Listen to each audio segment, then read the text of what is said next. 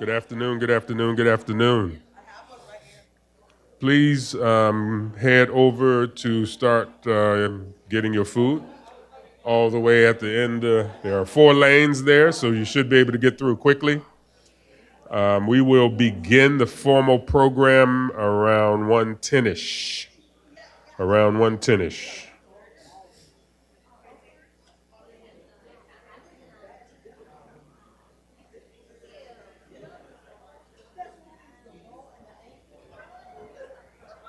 Thank you. I might use it.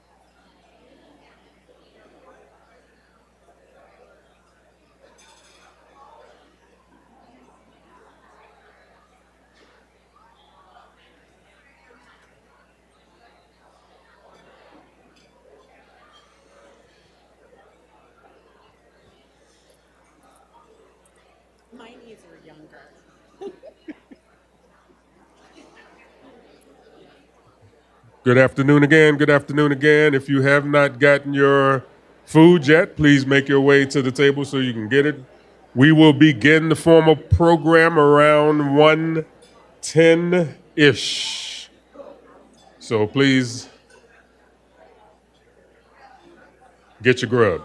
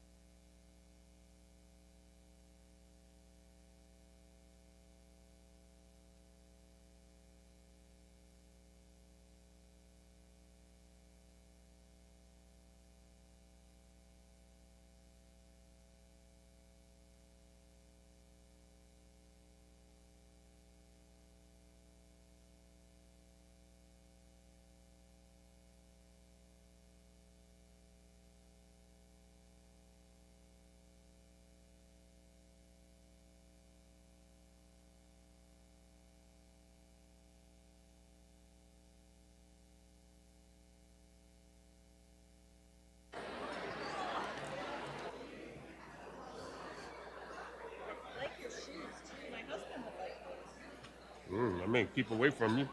Are they 12 or 13? Nah, 12, I think. Maybe 13. I can't Great, remember. I'll take them. Okay, I'll get you a pair. Good afternoon, good afternoon. Good afternoon again. As you know, I'm Kwesi Brookins, and thanks and welcome to the 20th anniversary luncheon and keynotes for the 2025 SCRA Biennial Conference. Again, give yourselves a round of applause for being here. People are smiling, so give it up for the food and the Kellogg Center staff. Boy, some people are really excited about their food. I know our vegans over there are really excited, so that's a good thing. It's been a good day. It looks like it's been a good day for me, although there have been moments where it felt more like, let's see if this works. I didn't quite catch it.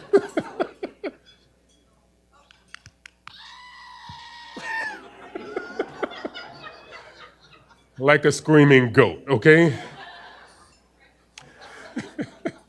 So we are going to jump into the program now, and I want to begin by introducing Dr. Mashood Olanway-Raju. Is a community psychologist. He's working on fundamental human rights using core community psychology principles and competencies, including creating alternative settings, knowledge mobilization, facilitating participatory processes, critical conscientization, applied research, coaching, mentorship, and consultation. His primary focus is developing political capital for all people seeking refuge, displaced migrants, and other marginalized communities on the move. I've asked him to share a few words with the membership as he transitions into his presidential year. So give it up for President-elect Mashood.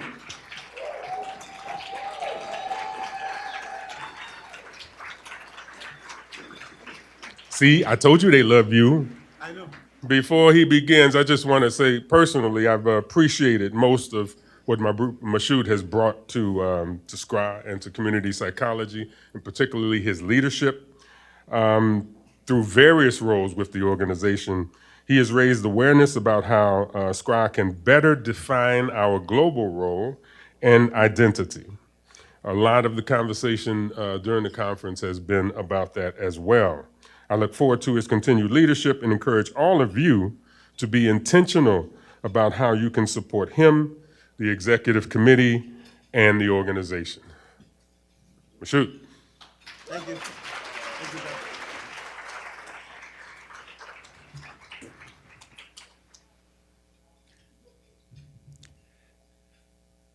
Thank you.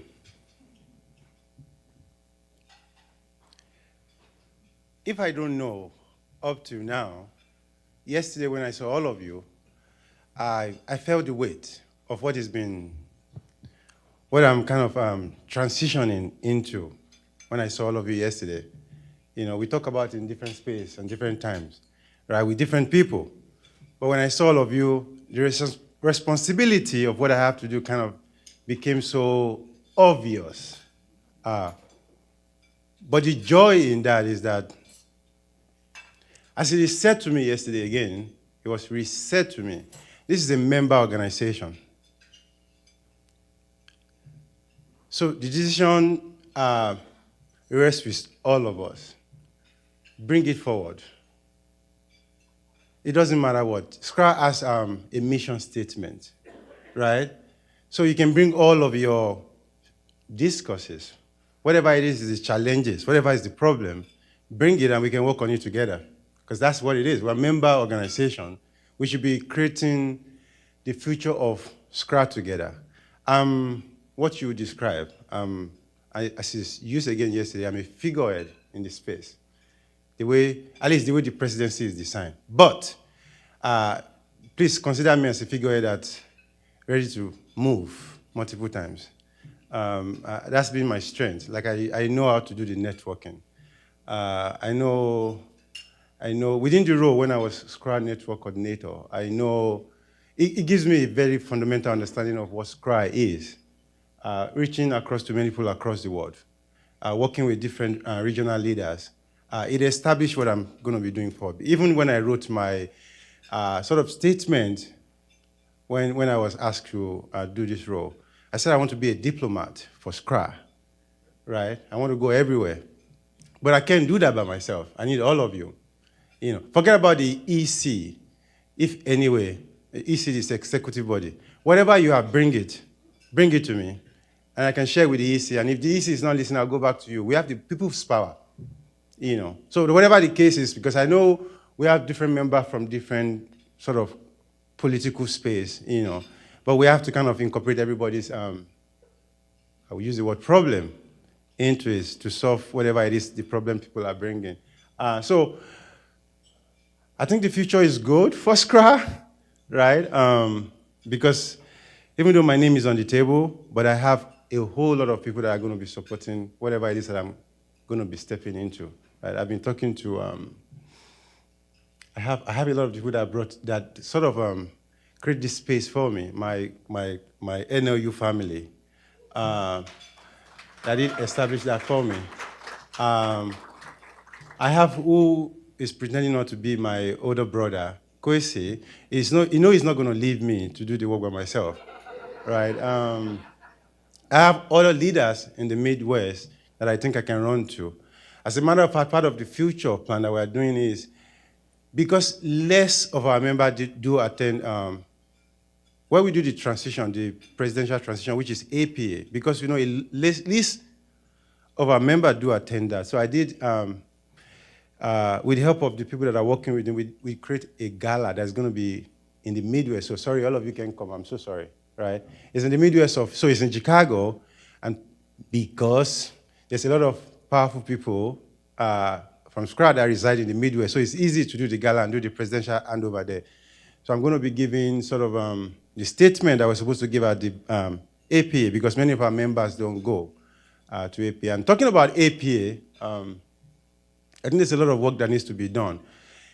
APA needs us to be the baby that is stubborn. Does that make sense? Right. Somebody needs to challenge APA and his SCRA, because I don't think we've done that enough, right? APA has gotten away with, APA is our parent, and I'm sure I shouldn't speak bad about my parent in this case. But I want to be the child that is going to make APA work, right? APA is our membership, or we're doing what we need to do, but oftentimes we don't get that replicated in the way we want it. So, again, we're going to need all the help we can get. It's too early to say we want to go our own. APA has so much power, so it's not like SCRA can. But at some point, I think with all of you, we should start thinking about standing. But if we want to grow, if SCRA wants a future, we should think of what we can do to stand alone, if possible. As a matter of fact, what we are doing with the strategic planning, what it did, we had consultants work with us, and what they came up with, we should become a network organization, right? Essentially, have different, we'll call it SCRA, but SCRA in different spaces. So we can advise from here in America, but everybody is SCRA in that sense. I don't know how APA fits into that kind of process. And we're still working around it, but I don't know how APA fits into that. So these are some of what I'll be working with the team that I'm going to be working with. So if I need any help, you better believe I'm running to all of you. And I would need help, I'm very sure of that. So thank you. The future of SCRA is good, I promise you. Thank you all.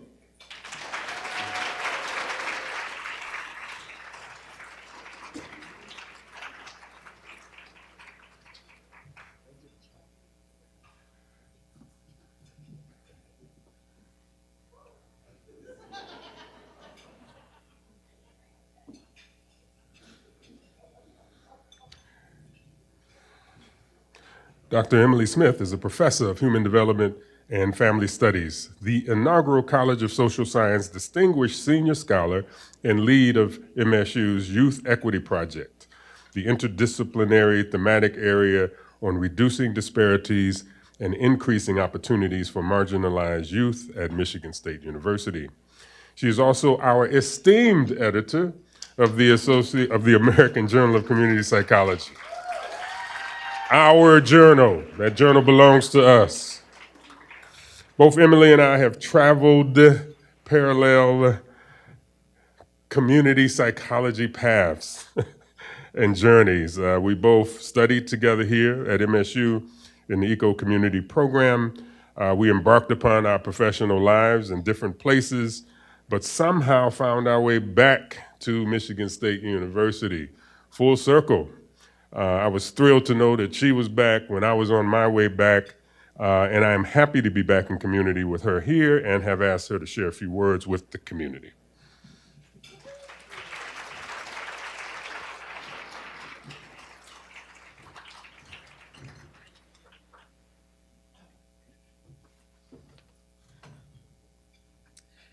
Well, so glad to see all of you. Let me just take a look, right? You look beautiful, you look powerful, you look impactful. So lovely to see you. Thank you. It's my pleasure to be here.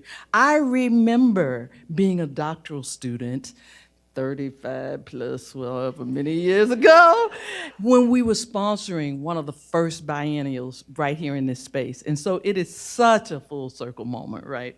So glad to be back. You know, fun fact, Kwesi called me when I was an undergraduate at Smith College to let me know I had been admitted to the program in ecological community psychology at Michigan State.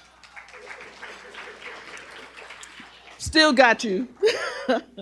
Well, he's already told you who I am. I'm here as the editor of the American Journal of Community Psychology, SCRA's flagship journal, on behalf of all of our journals, JPIC, the Global Journal, Community Psychologist, and all of our volumes.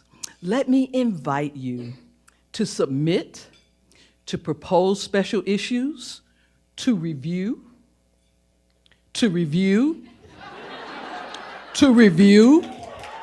all right, for the journal. And my associate editor said amen. Be mindful of the ratio of your submissions to your reviews, remembering that it is the review process that powers the dissemination, the democratization of community psychology research, practice, and policy. You play an important part in our journal. Yes, thank you, thank you, thank you, thank you. Well, today I'm here to read remarks that have been shared with us from the University of California, Berkeley, celebrating the legacy of Professor Lonnie R. Snowden, along with some quotes from noted community psychologists who knew him well. While I didn't know Professor Snowden personally, I know his work intimately, and it is required reading for many of my graduate students. Professor Lonnie R. Snowden was born October 7th in 1947 in Detroit, Michigan, just down the road from here. His mother, Mary Sylvia Snowden, was a primary school teacher, and his father was a graduate of the Detroit College of Law and a founding partner of one of the first Black law firms in Detroit. He received his BA in psychology from the University of Michigan in 1969. It's okay, he can go blue and gold. And he got his PhD from Wayne State University in 1975. He was the director of the UC Berkeley, UCSF Center for Mental Health Services Research, and he served on numerous review and advisory committees for the National Institutes of Mental Health and the National Institute of Drug Abuse. US Berkeley describes Lonnie as often providing policy briefings, informing the legislature on best practices regarding healthcare services for vulnerable communities. He was an extremely active researcher, even as an emeritus professor, receiving a research grant in 2024 from NIMH to study mental health care and treatment disparities among Black and white Americans covered by the Affordable Care Act, the ACA. He is recognized for his work on African American and white disparities in COVID-19. Lonnie was really special to us at SCRA. He was our president In 1991-92, we need to research, he might have been one of the first Black people to do so. He was honored by SCRA's Distinguished Theory and Research Award in 2003, and by APA's Distinguished Contributions to Research and Public Policy in 2014. He also received several honors, including the U.S. Surgeon General's Exemplary Service Award in 2002 and the 2021 Presidential Citation from the American Psychological Association, another coveted honor. Rona Weinstein, professor of psychology emerita from UC Berkeley, shared with us, thanks to an introduction from Jim Kelly, we, along with Ricardo Munoz, were privileged to share our academic journey from hire to full professor, creating the Community Psychology Interest Group at Berkeley and mentoring each other intellectually and emotionally through the ranks of the professorate. Rona recalls, Lonnie was a remarkable and path-breaking community psychologist, recognizing early on the importance of culture and race in psychology, disparities in mental health treatment, and the need for system and policy change.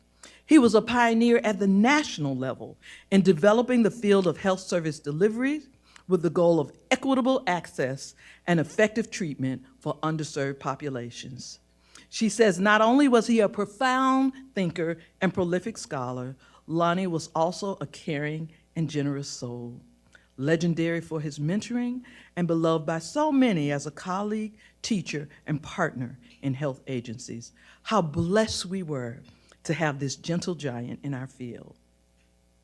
SCRA past president Yvette Flores shared, Professor Snowden came to Berkeley as a visiting professor, my first year in the clinical psychology graduate program. He became a mentor, was inspirational, and helped me to navigate the daily microaggressions and insensitivities I experienced in the program. He encouraged me to write. I became a scholar thanks to him and others like him I encountered along the way. His memory is a blessing. My own mentor, William S. Davidson, the University Distinguished Professor Emeritus of Psychology here at Michigan State University and Editor Emeritus of AJCP, reminisces on his time on sabbatical in California with Lonnie, describing him as a provocative thinker, a clear writer, captivating speaker, and potent activist. Lonnie explains previously misunderstood phenomena and is a serious scientist.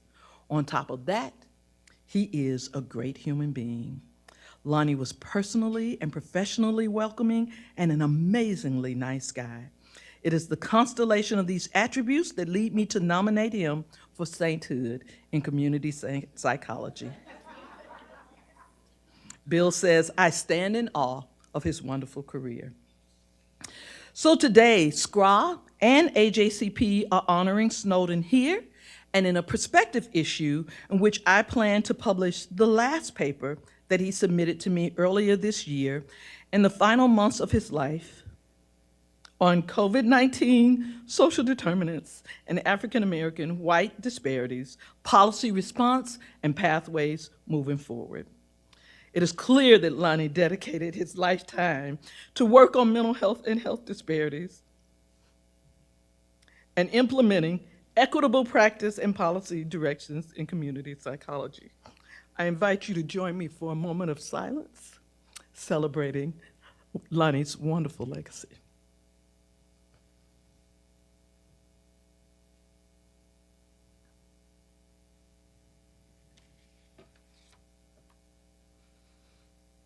Thank you.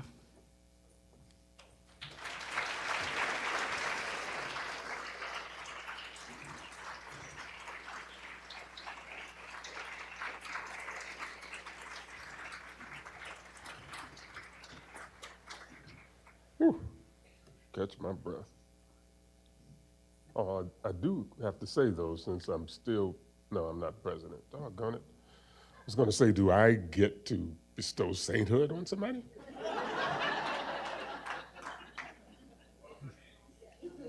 See, Mashoub, that's your job. Yeah, thank you, Dr. Smith. Thank you, Emily. Few housekeeping I want to get through quickly because we want to get to our keynotes soon, and I have a couple of more remarks to make. For those, this will be the last time that we can provide the housekeeping for you before tomorrow. We won't have a similar session tomorrow, but for the closing reception, it'll be at Urban Beat. As I said yesterday, we have a shuttle bus that will leave from outside of the building here out front at 7 p.m. The first one will leave and circle between here and the venue until 11:30 p.m. when it leaves there for the last time to return here. We have a Juneteenth event that many of you know about. It's in the program. We found out today that the registration was expected and is now full. So if you have not registered, you might not be able to get in, but I'm going to try to confirm that before the end of the program today, this afternoon. So pay attention to that if you have not already registered. We will be not be providing shuttle service for that. You have to get there on your own, and the information is in the program for that. For those of you who choose to stay closer to campus tonight, there's a kickoff event for the Summer Solstice Jazz Festival over in East Lansing. That too will be posted in Hoover.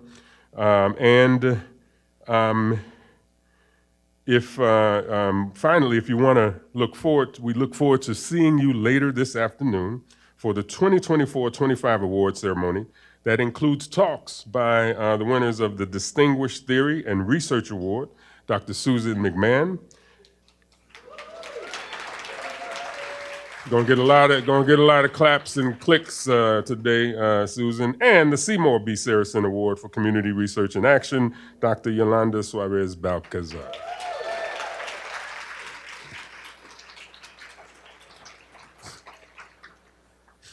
So we look to see everyone there. I messed up my.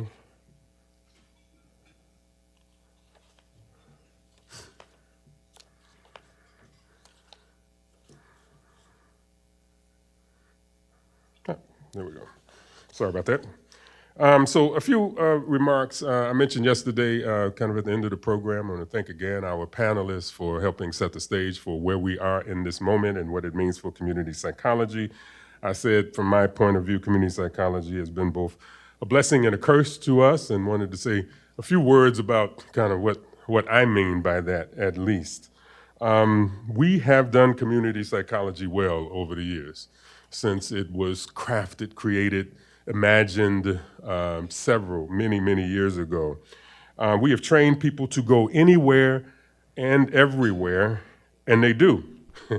And they go outside community psychology, oftentimes. The community psychology way, in my view, is recognized as a powerful way to engage people and affect change from the academy, as well as in practice and as well as in community and communities around the world.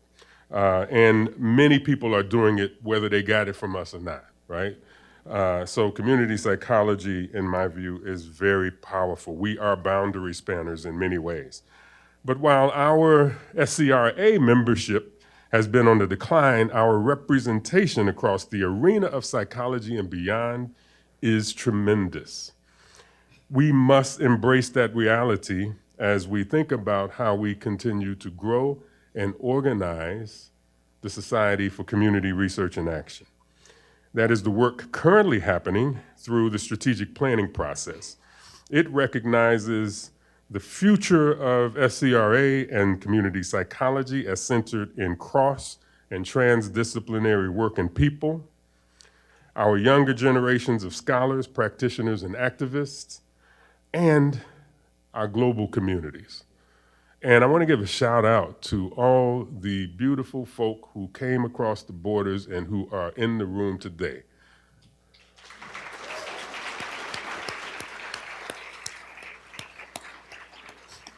I am thrilled with the global presence at the Biennial, while at the same time, we want to also acknowledge the very difficult decisions that many outside the U.S. have made to not attend. And some of them may be streaming right now. And I want to appreciate that decision, right? Because it wasn't an easy one, I know. And a lot of people wanted to be here, and for a lot of reasons, because of everything that's happening, that was not the case. These are difficult times indeed. But we are a small and mighty organization. I did say small, right? And mighty. I have tried in my leadership capacity to shepherd us through some, I'm going to call them tumultuous times.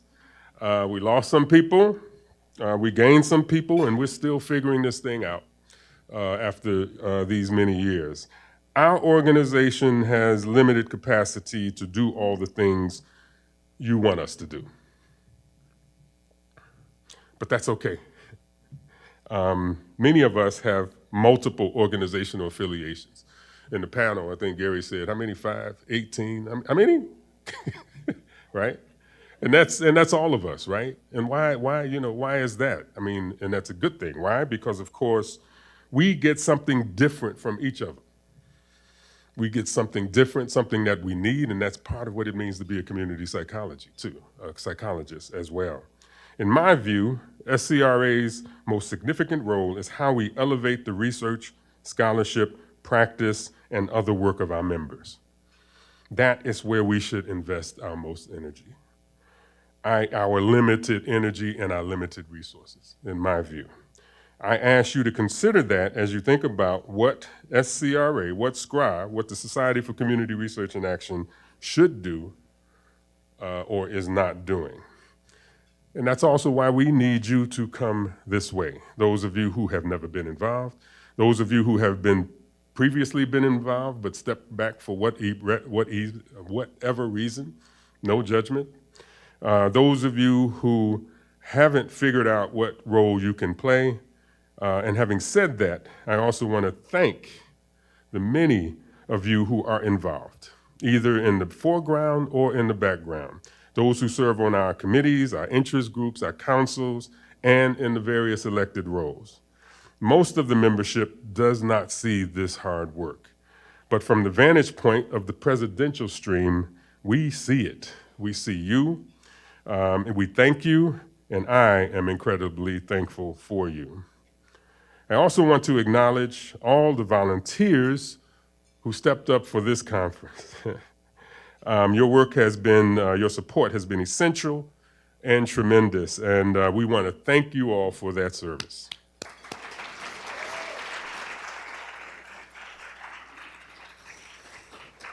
We're using WhatsApp as an organizing application, and it's been cool to see. So all volunteers will go in, they'll see how many people in the session, they'll take photos, and they'll do all of that. So it's been cool to document that, and we're going to figure out some way to push that out in a cool kind of way.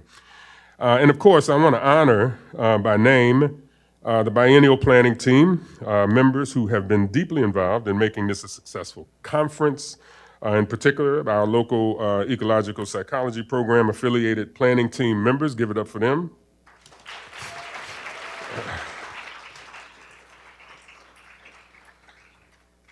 Where's Loretta? Is Loretta in the room? Our volunteer coordinator, the taskmaster, I call her. Our program coordinator, Dr. Dominique Edwards.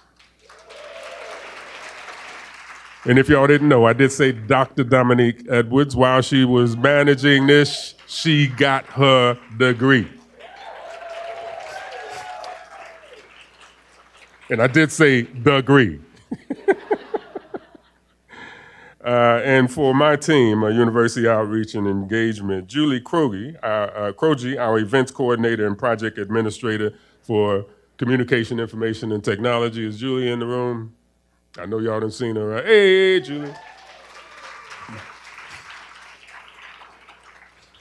Gada Georges, Associate Director for our Communication Information Technology Unit as well. Who's Gada? Another taskmaster. Emily Springer, our Communications Manager, whose words often make me sound like I really know what I'm talking about. Where's Emily? Oh, there's Emily. Barb Groves, my executive assistant and a person without whom I don't think I would exist. Barb. And the folks who are most responsible for keeping the information, the IT stuff going, Paul Phipps and Emma Christensen. Are you all in the room?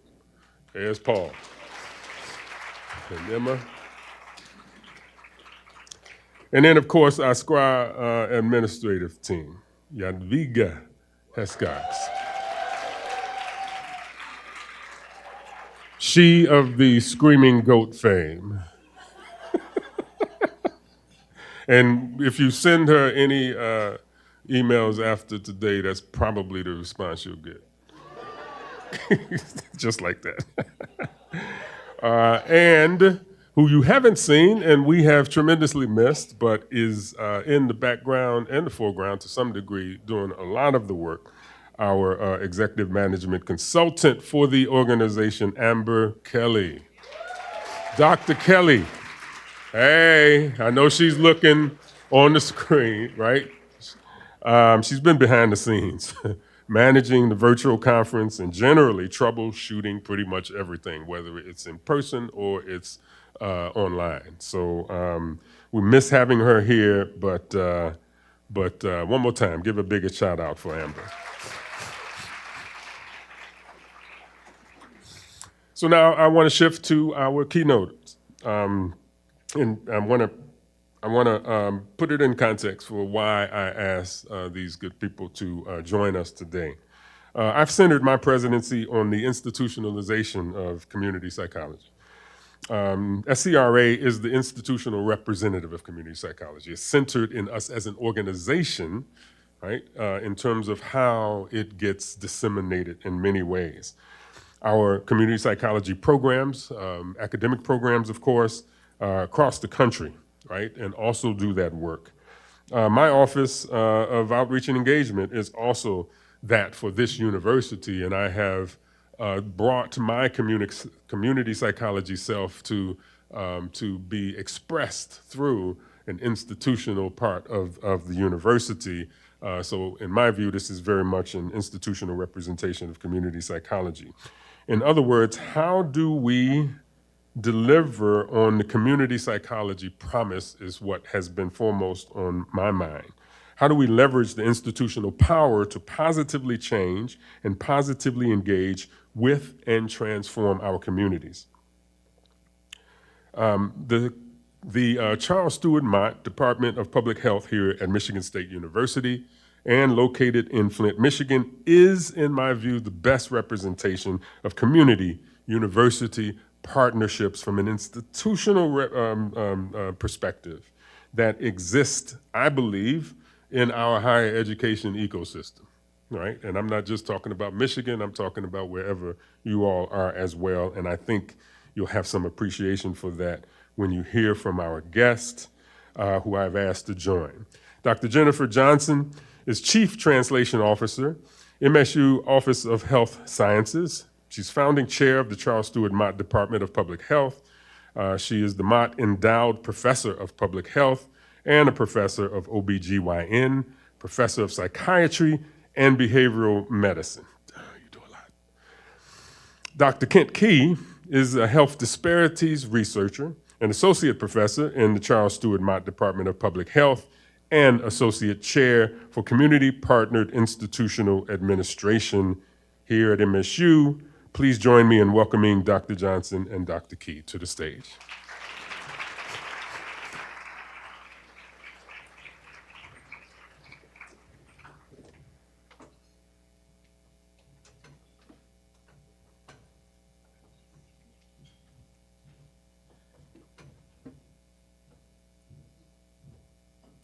Wonderful. Thanks so much for having us. The energy in this room is great. I can tell you guys are a great organization. And also happy Juneteenth. So MSU's College of Human Medicine, actually, hold on. Let me make sure I have my slides. Oh, hey, look at that. Okay, great. Perfect. Okay. So the MSU's Medical School's Charles Stewart Mott Department of Public Health is the first academic department that we know of or have been able to find of any kind that's co-developed and co-governed with community at the entire department level. So I think that's really unique. And it's in partnership with those it seeks to serve, which is the community in Flint, Michigan. So if you know Michigan, here's the thumb, we're here, this is Flint. And I'm Jennifer Johnson, the department's founding chair and now proud Flint resident. So the department began in a really different way than most academic departments. In fact, the whole idea to have a medical school department in Flint came from the Flint community itself, not from the institution. Much of the funding to develop the department came from the community, and the departmental priorities came from the community. So let me tell you a little bit about Flint. If I can make my, oh, look. Okay, so this is a picture of, two pictures of Flint, Michigan, one from the 60s, one from now. And in the 1950s and the 1960s, because of jobs from GM and other things, Flint was one of the most affluent cities in the country. It had model schools. It was really a place to be.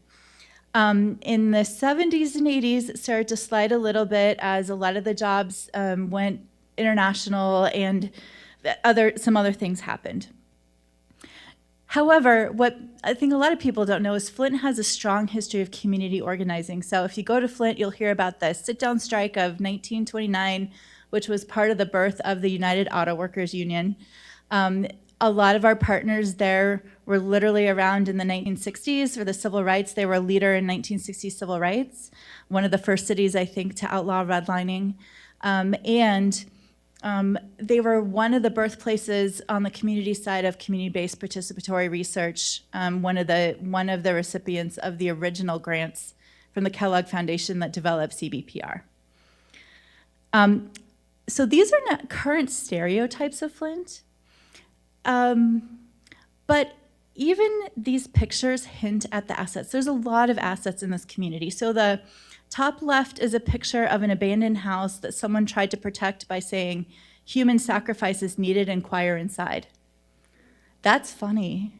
I mean, I'm sorry, that is resourceful. On the right, you can see, top right, you can see, something bad has happened, but again, the community's there for each other. The bottom left, they call this the rock. It's near my house, and people paint, happy anniversary, happy graduation, rest in peace, so-and-so. And someone during the water crisis had painted "God Help Us Save Flint," which shows both commitment to the community, a strong faith community there. And then on the right bottom, you see the citizen scientists who helped to expose the Flint water crisis. So even though there are some stereotypes of the city, even within these, you really see the assets that are there. So this is tiny, and I don't expect you to see all of this, but again, I wanted to give you a sense. 1990 was the Flint community received funding to develop the field of community-based participatory research. I think the grants were to here in Michigan and to North Carolina. They formed one of the first grassroots community public health groups in 1995. They were instrumental all along, and as a matter of fact, very recently, the first community member president, so non-academic, non-physician, president of the American Public Health Association in its 150-year history was a community member from Flint, Michigan. So, they really have shaped the field of public health and the field of health and community. So how did the department come about? So in 2010, 2011 or so, the Flint community members, some of the health organizations and other organizations got together, and they've been looking for ways to revitalize Flint, and they wanted more of a medical school presence in Flint, both as an academic, both as an economic driver and to help address health issues. So they went to the Mott Foundation, which is again based in Flint, it's old auto money, And they did a feasibility study and found that it made more sense to partner with an existing medical school than to build a new one, which makes sense. So the community, this group of community groups, reached out to Michigan State University and said, hey, you've had some medical students here. We've been thinking about something in the area of public health, something, would you be interested in working with us to expand your medical school here?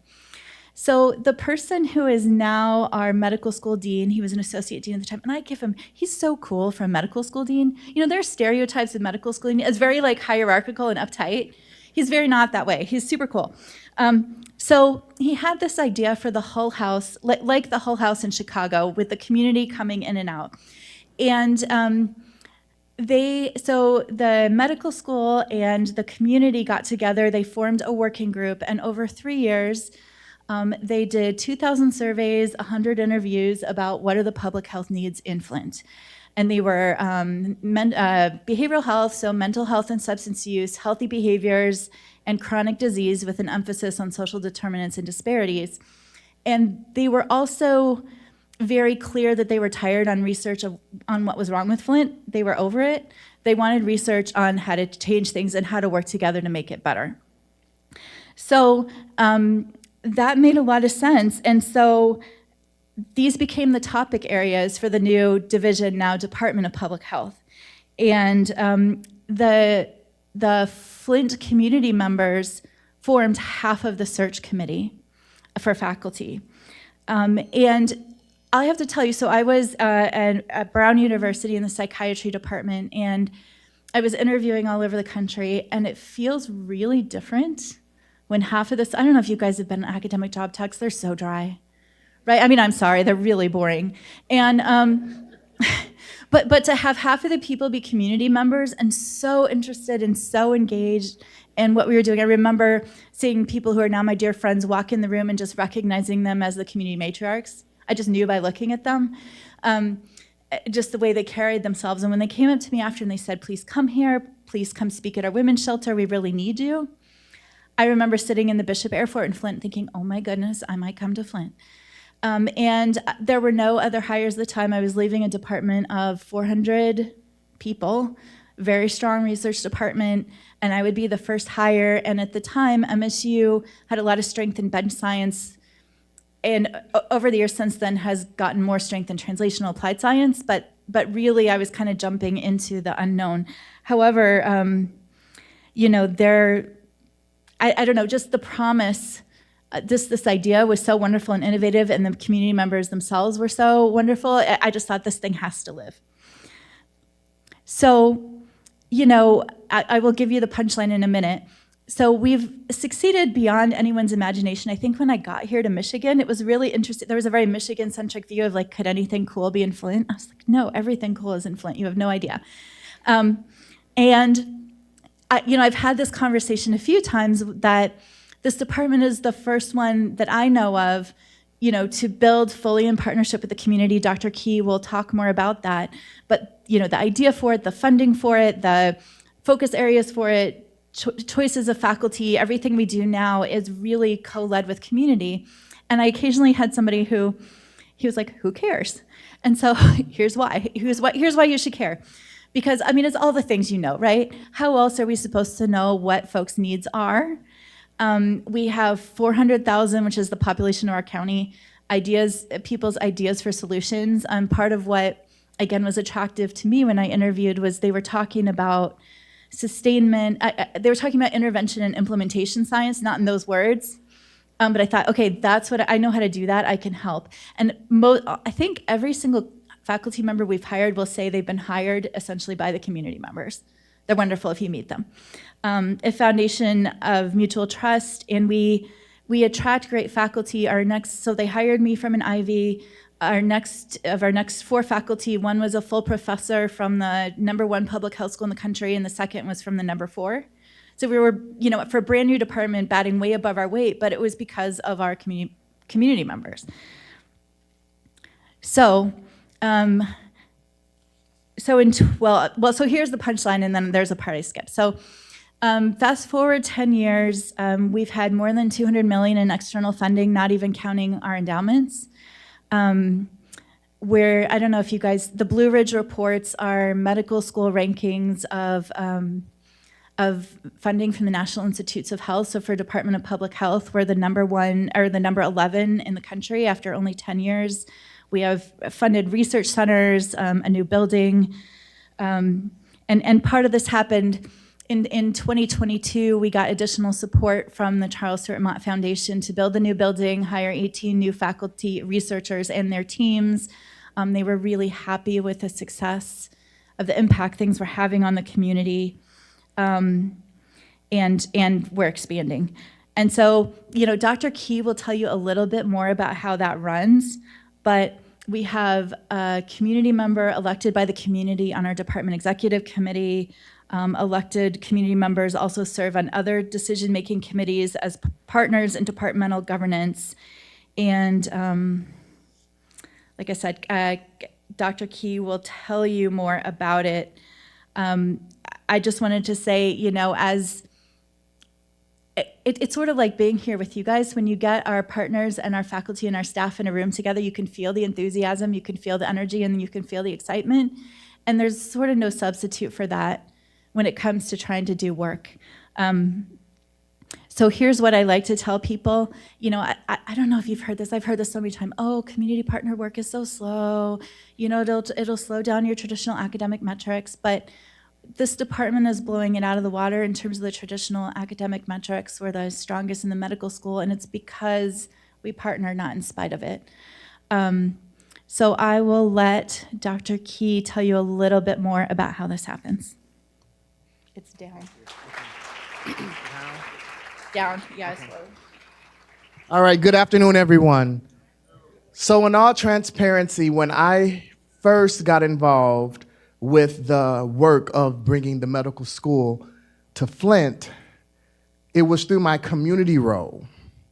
I was the executive deputy director of the community-based organization Partners, which was one of the community partners that was working with MSU to develop the survey and all of those things. And at the same time, I was working in Ann Arbor at the University of Michigan in the CTSA, the Clinical Translational Science Award in our medical school. And so I remember when Jennifer came and did her very first talk, I was actually on that search committee. And so to see and to be a person who has been doing CBPR since I got into public health. And when I got into public health, it was on the community side. It wasn't as an academician. To see it transform beyond what I had previously seen to something that was more sustained has been revolutionary for me. And so we want to talk about one of the ways we've been kind of expanding the concept of community engagement. So we started by developing this community co-governance councils known as the C3. Every fourth Monday of each month in our department, we hold our community engagement meeting. Residents from all over, elected officials, you name it, all types of stakeholders in the area are there to talk about what's happening in community. What are the trends? What are the themes? And every now and then we'll do like a little speed date to see who's interested in certain things, and we'll have researchers who have those interests and try to do some matchmaking. But it really is an opportunity to really get a pulse of what is happening in community. And Miss Arlene Sparks, she's 80 plus, one of the Golden Girls that we call her, in Flint. She said, you know what, I'm tired of being engaged. You are always talking about community engagement. She said, when we gonna get married? She said, because there are certain things you can't get if you're engaged that you can get when you're married, right? And so we started thinking more deeply, well, how do we create this relationship so that it goes beyond a study, the time period of a funded cycle? Right? Where we really think about how to institutionalize the partnership internally and it not just be an external partnership depending on the limitations of funding. And so in that, we created, through that fourth Monday meeting, an opportunity to transform the current landscape and the paradigm of community engagement and advance it beyond a study or funded initiative. So we asked, Well, how can we create a co-governance structure that's co-created with community partners that institutionalize community within the department? Now, let me give you a little nitpick here. In Flint, community members do not want to be on cabs. They don't like the word cabs. We know that every NIH study has a cab to show that they have community. Communities like those are advisory boards. That's not where the power is. We want to be where the power is. And so this whole idea of having this community kind of co-governance structure, we began to work on it. So we asked in that fourth Monday meeting, and we think we had about maybe 24 people from community decide that they would want to join a work group that would start carving out what this would look like. And in doing that, we wanted to first identify and understand that we had different levels of community represented, right? You had the grassroots, underserved, underrepresented, under-resourced, those mainly closest to the outcome of the disparity, right? Those were like our level one. And then you had those level two, those organizational leaders, right? Those service providers, business leaders, faith organization leaders, right? And then you had those larger institutions like philanthropic institutions and then government leaders. And so we wanted to be clear that we had different levels of community all represented in this work group in order to create what this community co-governance group would look like. So this is where we are. And when I say we, I mean as a country. And again, I was an engineering student going to Kettering University because I was good at math and science before going into the AmeriCorps program where I got placed at AmeriCorps. I hear alumni, there you go, okay. And I got placed at the Flint Odyssey House Health Awareness Center under the late Dr. Ehil Deloney. Now, Mrs. Deloney was a part of the Flint cohort who was part of the W.K. Kellogg community-based public health initiative that Dr. Johnson was talking about in the 1990s, where Michigan, North Carolina, they got these funds, right, to really look at how do we center community in public health. And from that came the Community-Based Public Health Caucus of APHA, American Public Health Association. And in that cohort, it was Flint folk and Detroit. And so Dr. Barbara Israel, who's known as one of the gurus of CBPR, and many of her cohorts, they worked with folk from Detroit and then also in Flint. And so a lot of the community partners that helped birth CBPR, along with the academicians whose names are on the articles, it's not because the community members weren't invited, but in the 90s, community members weren't thinking about publishing. They was trying to keep the doors open, get the grants in, right? But we had that level of expertise in our community. And so this is where we are currently in community engagement, where we've been working really hard at building equitable relationships between community and researchers, right? Having mutual respect and trust. Trust is a big thing, especially in Flint with what happened with the water crisis, right? Looking at shared decision-making and bi-directional learning, because it's not just the academy teaching the community. The community has levels of expertise to tell the academy what will and what will not work in said communities, right? So this is where we are at a country, but this wasn't working for us because the problem is there are two main players in that, community and researchers, and it leaves out the institution. So what we started seeing was the researcher kind of had this dual identity. They interface with their institution, and then they interface with community. But there was no relationship between the community and the institution. And what happens when researchers try to get tenure at another college? They leave. What happens when they get a promotion? They leave. And when they leave, so does the relationship with the community. And our community members said it takes too long to build trust. And every time we get a trusted researcher that we really like, they're gone. And we always have to start back to ground zero.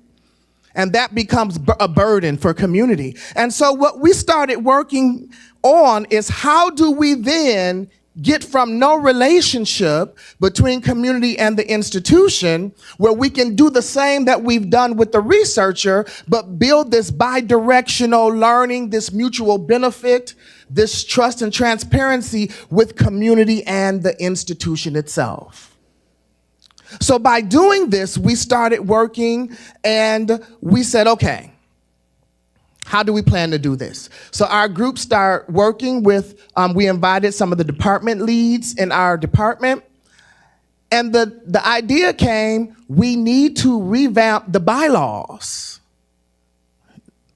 of the institution, of the department, and include an official group where community is embedded in all the decision-making tables of the department. And so we started sculpting out what that could look like. What type of, engagement would it be? Would it be a consultative? Would it be a shared decision-making piece? The spectrum of what that could look like. We began to really pontificate on that, and we came up with a design after asking these questions. What would an academic department co-created with and to benefit the community look like? How would we define success? What would be an innovative, aspirational approach for co-leading a department that would provide a national model and examples for others? And then what's in it for the community to co-lead a department? How would they benefit? Well, I'm gonna tell you how they're gonna benefit. One, there's no expectations that community is doing it for free. A budget is a moral document. I repeat, a budget is a moral document. And so all of our C3 members will be receiving equitable pay for the time that they serve doing C3 functions in our department.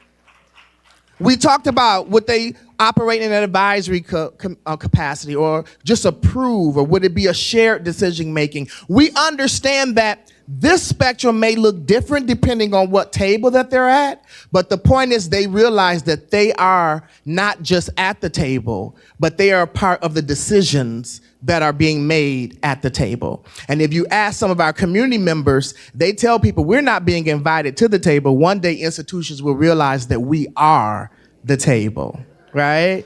Because my granddaddy used to say, you better make sure you're at the table, because if not, you might be what's on the table, right?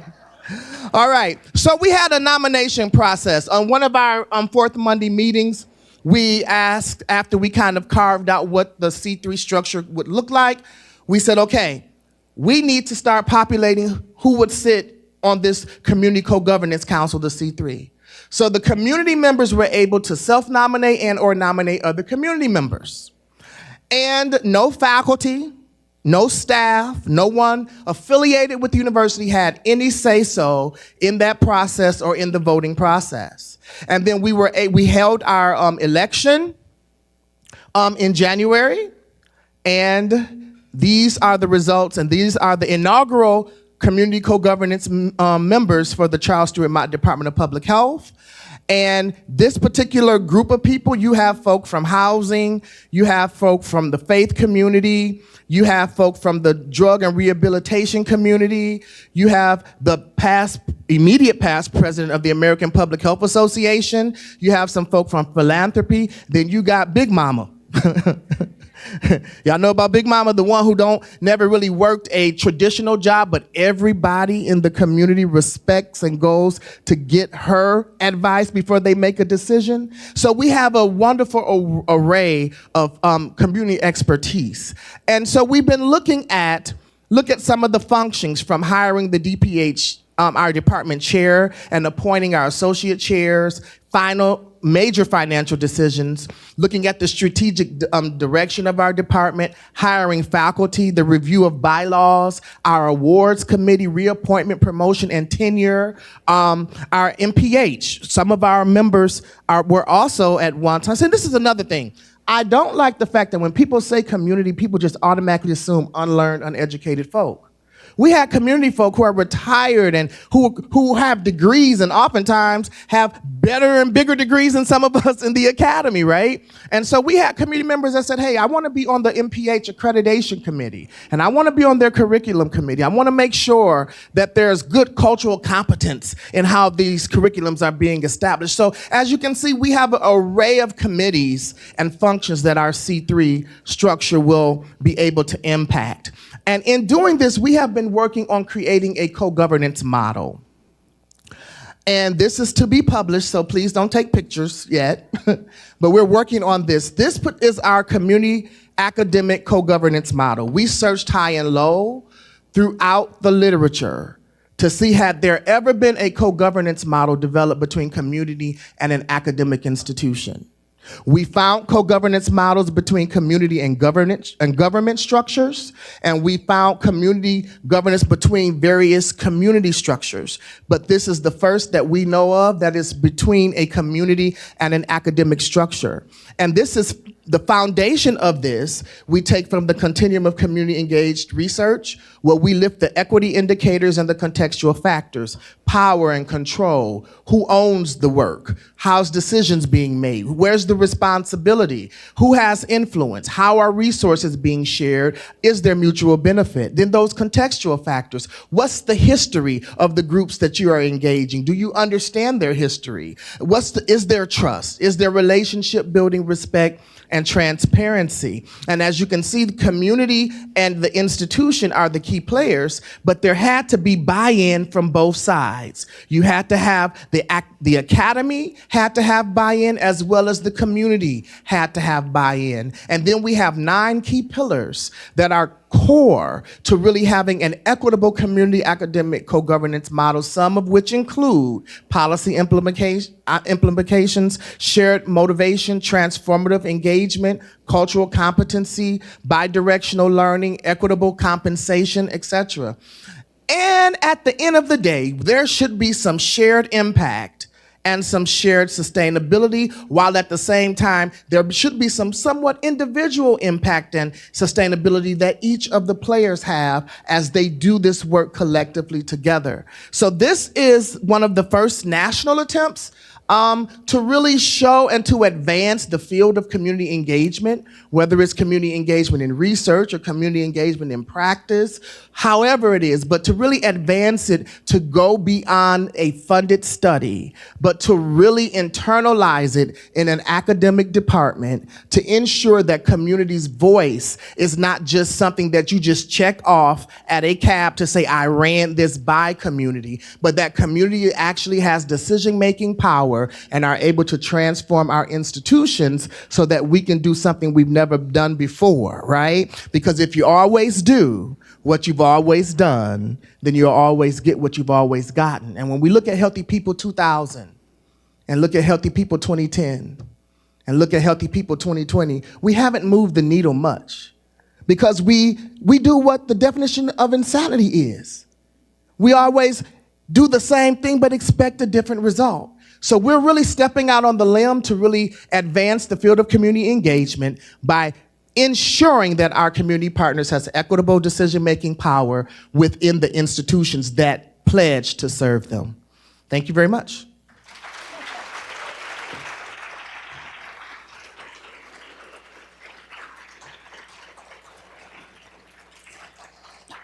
I have a couple final slides, but I just want to shout out Dr. Key's a formidable academic, and on Friday was granted tenure.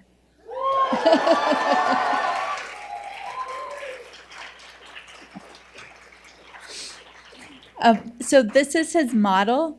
My closing thought is that this is possible. And it's possible, I mean, Flynn had, I think, a unique and wonderful set of circumstances that sort of birthed this. But now the model exists, I think anyone could do it if they were willing. So this is Dr. Key's model of some of the ways that it means to partner. And, you know, who are those we serve? So in Flint, for us, it's pretty clear. It's Flint, it's our county, And what we do is work that is relevant for Flint, but also nationally and sometimes internationally relevant, right? But always Flint. But depending on who you are, those you serve could be faculty, staff, and students. It could be patients and families. It could be healthcare institutions, or many more. So, it's really interesting. Even this week, I had someone say, well, this isn't scalable. And that's not true. I mean, part of what we wanted to do is really formalize community has power, community has a vote. Someone said, even this week, even in promotion and tenure, and I said, yes. That's the idea, that they really are formally partnered at the institutional level. I think it's easier if you're first starting something, but even existing units, centers, departments, colleges could do this, if they sit down and are committed to do it. And like I said, they hired me here to help start this. So as the chair, I'm fully in. Like, I'm all the way in. Our dean, it was his idea, so he's fully in. So we have institutional support all the way up and down. So I would love we'd love to take questions, but the take home is, this is possible, it's powerful, you will exceed all this. There will be people who say, this is untraditional, I don't know if this can be successful. And, Flint is a proof of concept that it will be even more successful in all the traditional ways, but it'll be so much more fun and so much more meaningful in the day-to-day also. And, it's possible, it's powerful, we're thrilled, and just thank you for listening to us.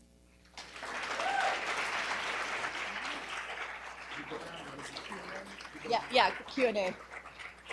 So I guess we have questions?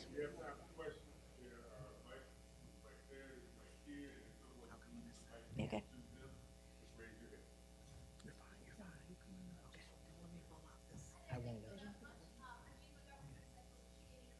Hi.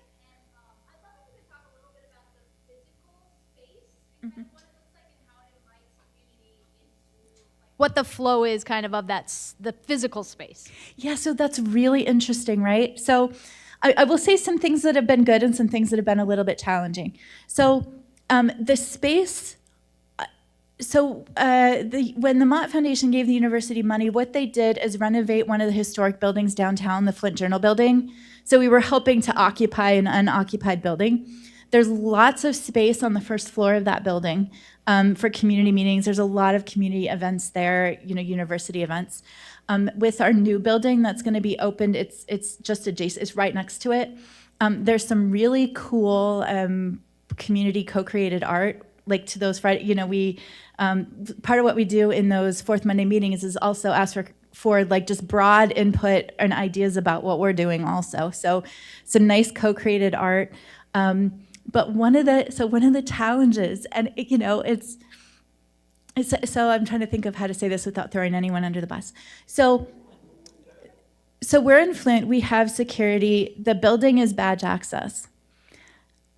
And the security are super nice, but you have to badge onto any of the floors, right? Which you could argue one way or another isn't super equitable. So we started so the community, especially our tight people, wanted badge access to the building. So we talked to security, and somewhere in the higher ups of the university got this sort of like, well, what if they lose their badge?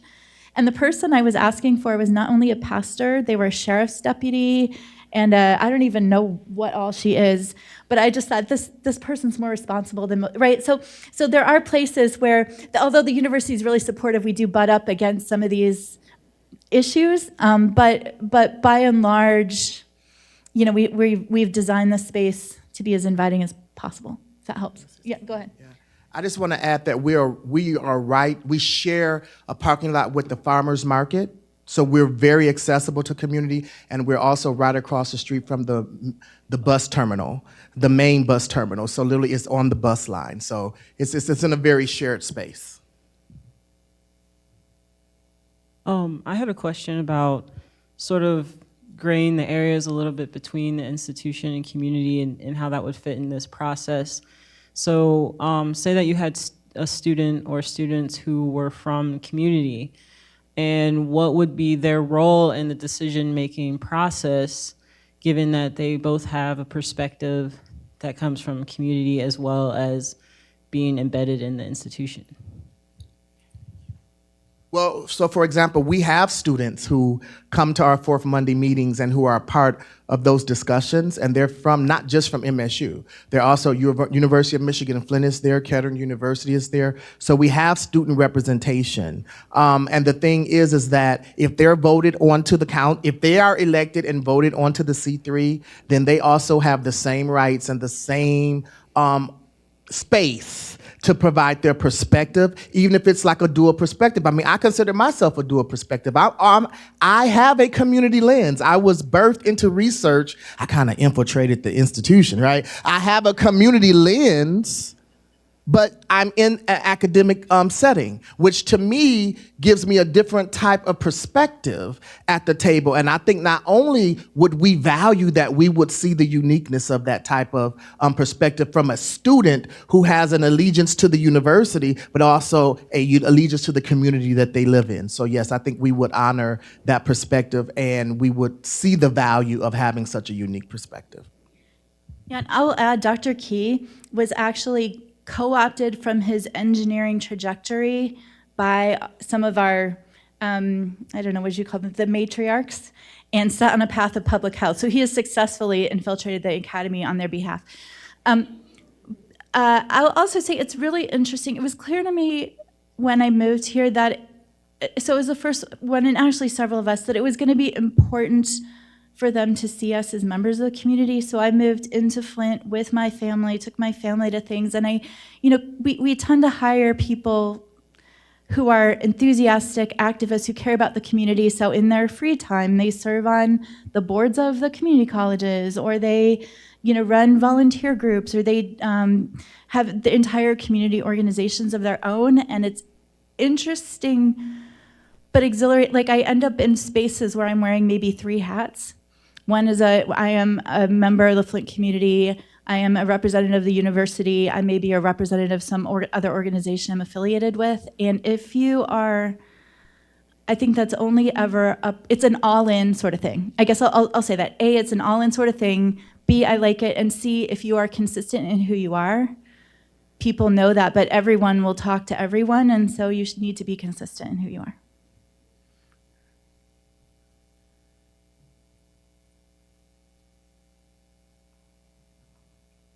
Hey, how y'all doing? Okay. Is someone else up there? No, go ahead. I'll just direct. Go ahead over here, and then we'll go over here. Yeah, thanks for the, kind of super innovative model. Like, just seems powerful. I'm really interested in cooperative economics, cooperatively structured businesses, and so there's a lot of similarities. Shared ownership, shared governance are like 2 principles.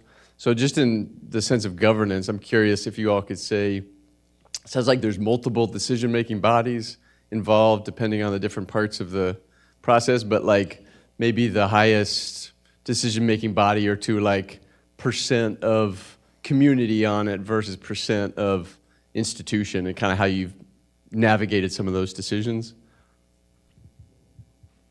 So this was de facto, practically, but not written, part of the department, which is formal. So it was a division starting in 2015. It's been a department since end of 22.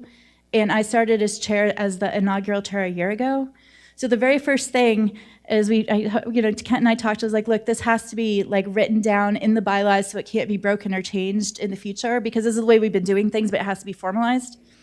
So with that, we sort of started with, okay, what decisions are made in the department? What decisions do community want to be part of? Because maybe they don't care about the phone system, or maybe they do or maybe they don't. And so Dr. Key and his group have been charged with formalizing this, writing it down. To some extent, it's a little bit in process. Okay. Yeah, so as far as ratio, so the C3 will have their own meetings that we are not going to be a part of. They will assign which C3 members will sit at what table, decision-making tables in the department. Some they may assign 1 person, some they may assign 4 or 5 people. So they will be able to create what that ratio should look like once they start actually engaging with those particular departmental tables, if you will, that are making the decision. So that is still something in progress. But it's going to be decided by the community and not by us.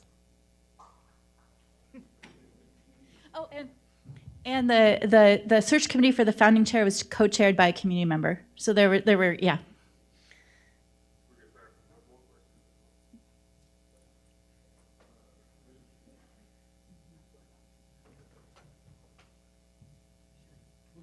Thank you for that excellent presentation. It's perfect for this conference. We're currently faced with a crisis of our democracy. I'm wondering whether any of the sessions and the community members are discussing it. Number two, I'm kind of wondering whether this is going to have any effect in terms of the cutbacks on the services in your community as well as the partnership.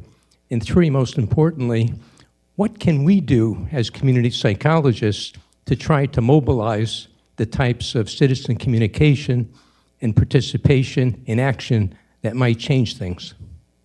All right, so to answer your first two questions, we're dealing with Flint, Michigan, where the community was violated by government. So what we're going through now is not a big surprise, okay? You're dealing with community members who understand what is happening, and they come to the meetings and we discuss it. We're very transparency is key in times like this, right? You don't know the strength of your partnership until your partnership is tested. And so we're not disclosing what's going on with federal dollars and federal grants and how that could or may impact what's going on in our department. We're having these conversations in a very transparent way. One, your community partners expect it. And number two, they respect you when you do it.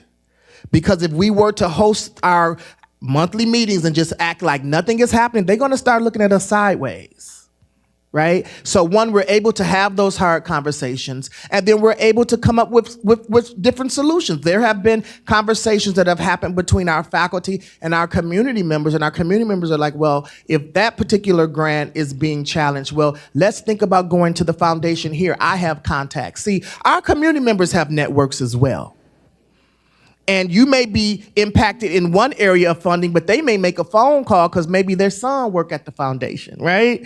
You just never know. And so we're able to leverage this kind of network of networks with our community partners and our academicians in our department. And so we're able to really leverage that, but we have to have the conversations and we have to be fully transparent. And believe you me, most of the time they know more about what's happening than we do. So, I mean, just make that space to really have those conversations, and that has worked successfully for us up to this point. Yeah, and to put a finer point on it, when all this started happening, our first meeting after, our first group, big group meeting, we sat down and we were like, whoa.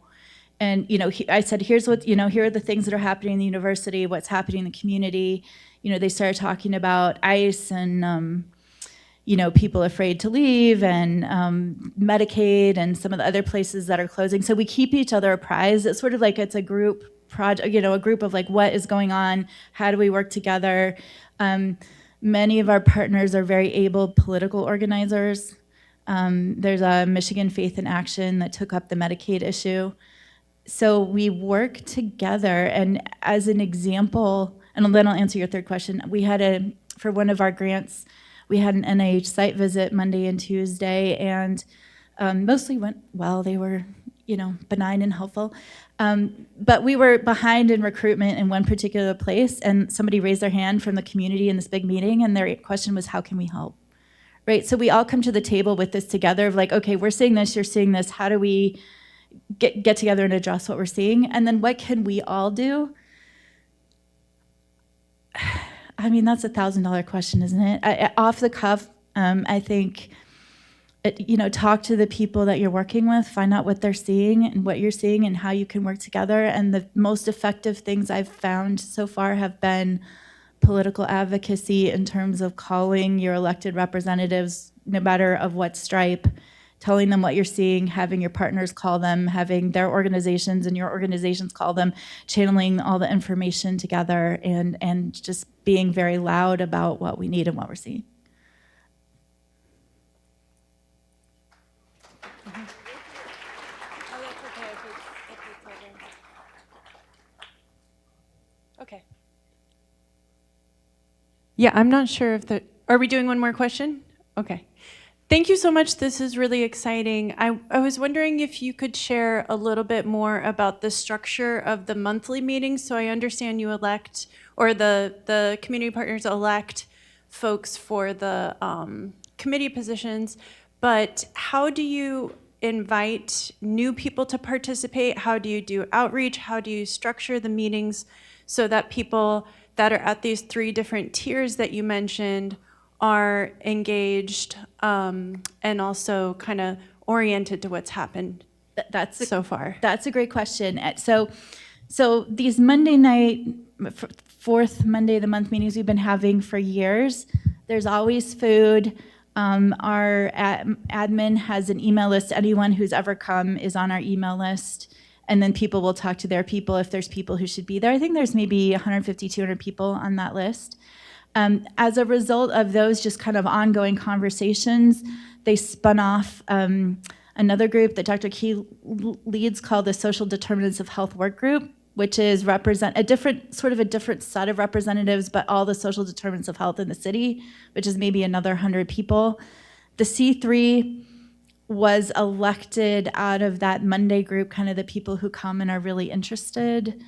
And I don't know, I feel like I'm not having a very good answer, but it just sort of, as the needs arose for different things, people volunteered, and they rotate over time. Like our search committee, we're hiring 18 faculty and their staff. It's very busy, and people, get tired after a while, including the faculty, right? So those rotate every couple years.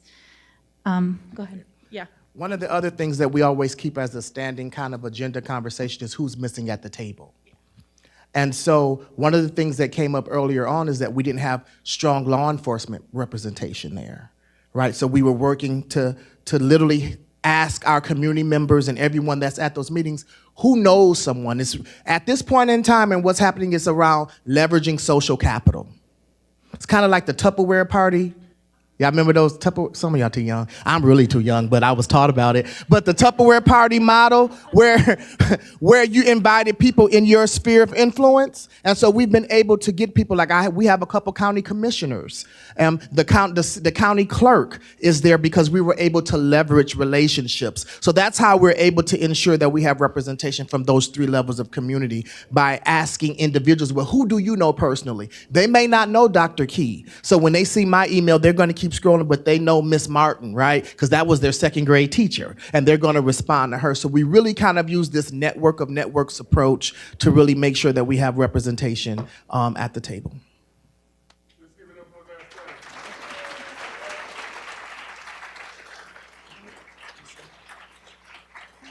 Thank you so much. Dr. Johnson, if you could be around for a couple of minutes if you have other questions. Two things before you go. I did find out, my apologies, that the session this afternoon over in Reeltown off-site is all booked up and they ain't got no more room. So if you didn't register, my apologies, but I would not recommend going over there. Although Reeltown is cool, you could just go hang out.